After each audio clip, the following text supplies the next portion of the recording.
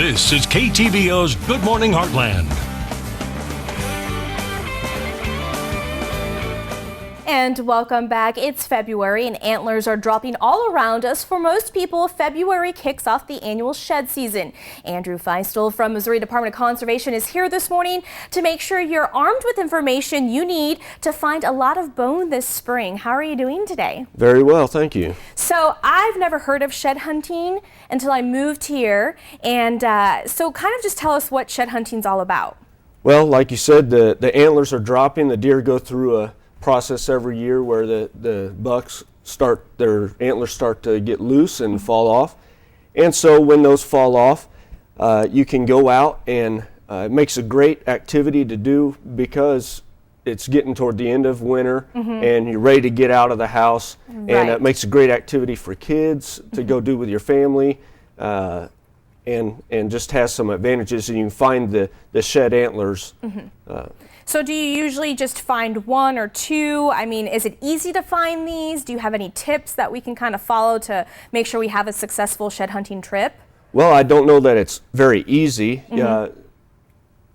One of the things that's a good tip is to cover a lot of ground. And the more areas you look, the more successful you're going to be. And you would want to look in places like on deer trails and find where they've gone from a bedding area to a feeding area, and maybe jumped a fence, because as they jump over, that might make the antler fall off then if it's loose. And so looking around those types of areas, the bedding, the feeding areas, the fences. Right, and as you have a wide variety of different sizes and shapes, and obviously, you know, if you find a big one, that's awesome, and then there's smaller ones as well. Now, are there any types of permits you need to have in order to go shed hunting, or is it a free-for-all? Kind of tell us what we need to look out for to make sure we don't get in trouble. Okay, well, the great thing about shed hunting is that there's no season on it. Of course, the season's dictated by when they fall off. Right. And there's no limit on it. And so you can go out and pick up as many sheds as you can find. And you can also, according to the Wildlife Code, you can buy or sell any shed antlers that you find. You don't have to have an authorization to possess them. Okay.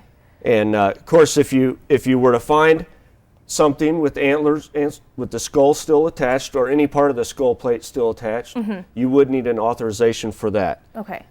And where would we go to the Missouri Department of Conservation for that, or how does that work?